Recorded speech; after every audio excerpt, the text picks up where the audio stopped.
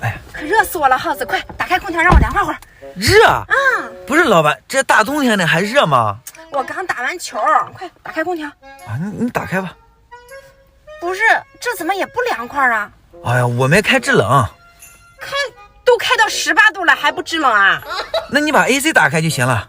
什么 AC 啊 ？AC 哪呀？哪有 AC 呀？不是老板，你开这么多年车了 ，AC 你不知道啊？你吼什么呀？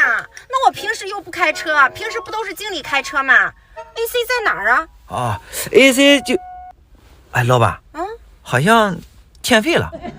什么欠费了？车的空调欠费了吗？车的空调还能欠费？那当然了，这好比咱们公司似的，咱们公司的空调，你要是不交电费，它是不是给停了？那倒也是，那经理也没告诉我车的空调还能欠费呀。哎呀，这好比你的车像4S店保养一样，你保养的时候把钱全部都交了，它这里面它就包含车的空调了，对不对啊？哦，那我赶紧让经理把钱交上去。啊，不用，那个经理太忙了，你把钱给我就行，我交。那也行，先交多少呀？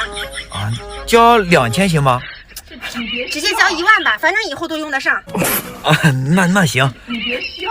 我给你转过去了，耗子。行，老板你再试试，你这是有没有风了？哎，还真的凉快了，你别说。对吧？对。老板，你找我呀？小涛啊，你去财务取3万块钱，把咱公司的车的空调费都交一下。空调费啊？咱公司的车都是烧油的呀，不用交空调费。但是耗子刚才，注意，